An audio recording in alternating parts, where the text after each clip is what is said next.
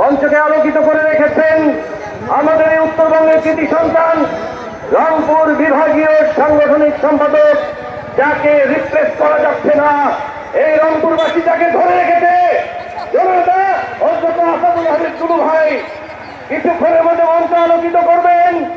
নবী করিম সাল্লাল্লাহু আলাইহি ওয়াসাল্লামের ন্যায়পরায়ণতার ভিত্তিতে যিনি রাষ্ট্র পরিচালনা করার অঙ্গীকার করেছেন, আল্লাহ সুবহানাহু ওয়া তাআলা তার রাসূলের মাধ্যমে জানাচ্ছেন, সাবাতুন, 7 শ্রেণীর মানুষ, ইউযিল্লুহুমুল্লাহু ফি যিল্লিহি, আল্লাহ সুবহানাহু ওয়া তাআলা তার ছায়ার নিচে আশ্রয় দিবেন। ইয়াওমা লা যিল্লা ইল্লা যিল্লুহু, যার ছায়া ছাড়া সেদিন আর কারো ছায়া থাকবে না। ইমামুন আদিল, ন্যায়পরায়ণ শাসক।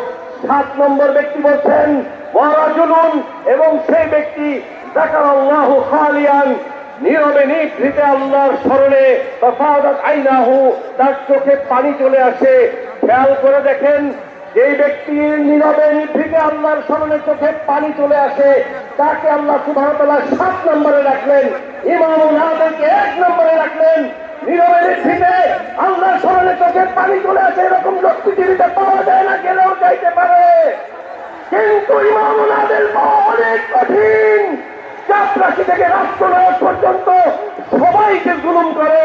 এজন্যই একটু পরে মঞ্চকে আলোকিত করবেন সেই ইমামুল আদিল হওয়ার জন্য, যার আশায় বুক বেঁধে আছে এই প্রিয় বাংলাদেশ, জনাব Tarique Rahman, the hope of Bangladesh, Ziaur রহমানের সন্তান, দেশনেত্রী বেগম খালেদা জিয়ার সন্তান জনাব তারেক রহমান এই মঞ্চকে আলোকিত করবেন। এবারে আমরা কি ভোট নষ্ট করবো? ওরা যে টিকিটটা দিচ্ছে, জান্নাতের টিকিট দিচ্ছে, জানেন নাকি? কিনছেন নাকি এটা দুটা? এবারে আল্লাহ রাসূল সাল্লাল্লাহু আলাইহি ওয়াসাল্লাম বলছেন, ইয়াকুনু ফি আখিরি জামানিন, শেষ জমানায় হবে দাজ্জালুনা কাজ্জাবুনা, মিথ্যাবাদী দাজ্জালদের আবির্ভাব ঘটবে। আর এবারে আমরা তো জানি কানা দাজ্জালে একজন, বড় দাজ্জালে একজন, এটা ঠিক দাজ্জালুনা কাজ্জাবুনা বহু বছর আসলো কেন? নেতা যেদিকে যায় অনুসারীও জিন্দাবাদ জিন্দাবাদ, তাই না?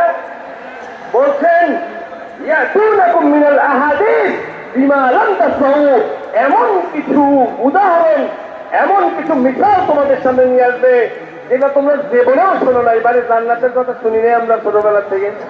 নামাজ পড়লে জান্নাতে যাওয়া যায়, ঈমান আনলে যাওয়া যায়,